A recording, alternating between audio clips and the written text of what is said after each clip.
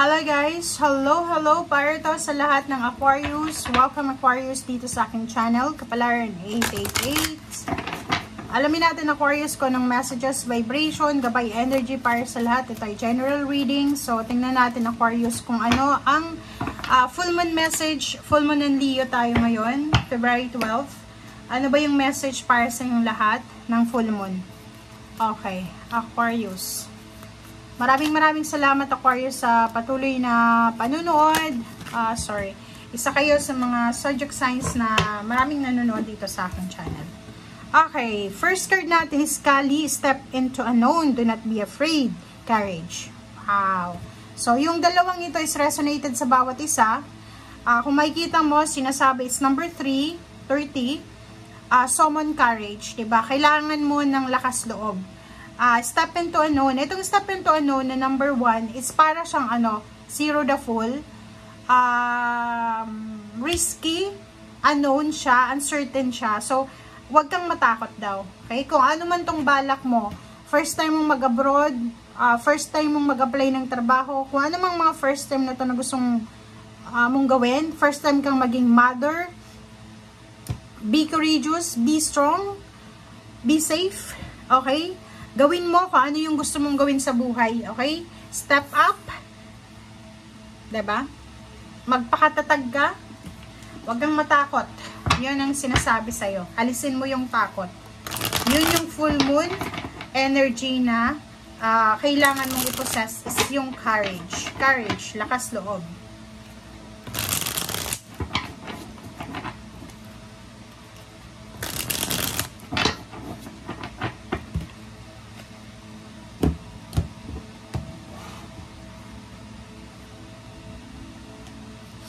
Okay.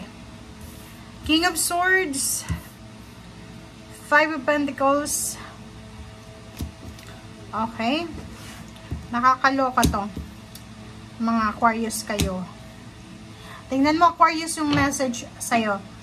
Atong 1, 2, 3 cards na yan, yung emotion mo sa ngayon.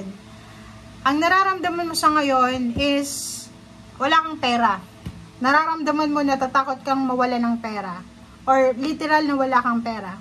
Natatakot kang magkasakit. Natatakot kang magkasakit kasi natatakot ka kung wala kang pera. Yung iba sa inyo dito, marami kayong plano sa isip nyo. Marami kayong pinaplano, international job, international career, travel, relocation, new job, new career, new relationship. Parang hindi ka sigurado eh. Marami kang plano pero hindi ka sigurado kung ipupursue mo siya. Kung makikita mo dito sa King of Swords, hindi ka na masaya sa ginagawa mo. Hindi ka na masaya sa sitwasyon mo. Hindi ka na komportable sa relationship mo, lalo na sa pera, financial. Naghihirap ka eh.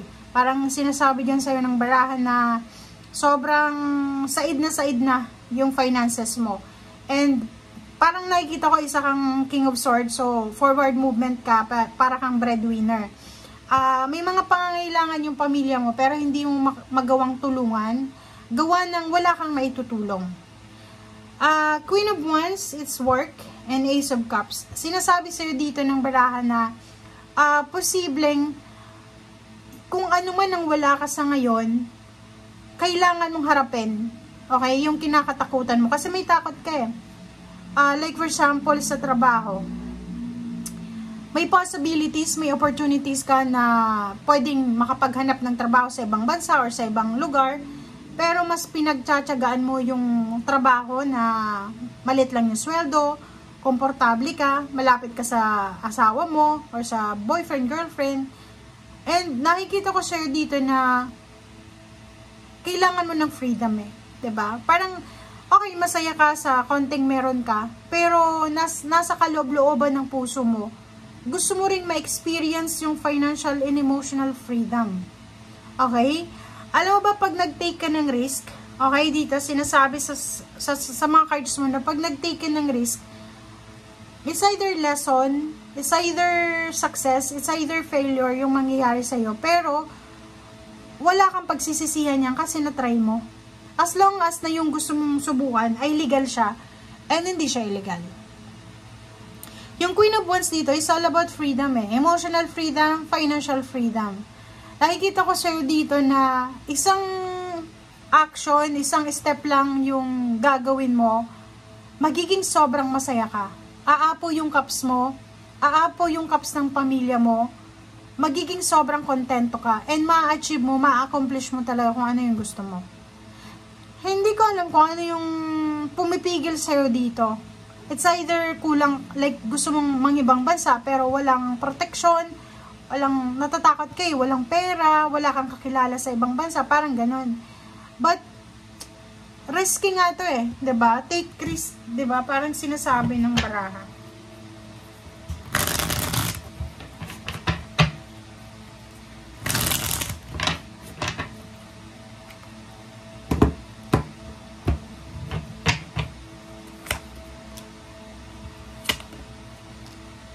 Oh, tingnan mo. Aquarius. Ito yung ma-achieve mo in the future, ha?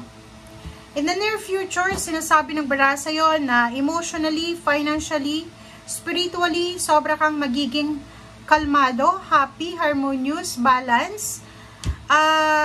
Nakikita ko sure dito, itong choices na pinagpipilian mo sa ngayon, itong ina-offer sa'yo ng universe na pagbabago, ay posibleng magdala to sa'yo ng lump sum of money, financial gain, financial success, financial balance, and kung ano man to na susubukan mo or sisimulan mo, siya yung magiging rason, siya yung magiging stepping stone para mabago yung takbo ng buhay mo. Okay? Aquarius, nakikita ko sa'yo dito, marami kang nakikita na kapitbahay mo, relatives na nasa ibang bansa na sila, maganda yung buhay ng pamilya nila, parang ganon. Gusto mo ding subukan siya, pero may takot ka. Dito sinasabi sa'yo, kung aalisin mo yung takot mo, lakas loob, yung puhunan mo, lakas loob, tiwala sa sarili, sa Panginoon, ito yung ma-achieve mo eh. King of Cups, emotional fulfillment, financial fulfillment, many choices and options, change. Diba? Karma. Good karma syempre. Pag masipag ka, good karma yung darating sa'yo.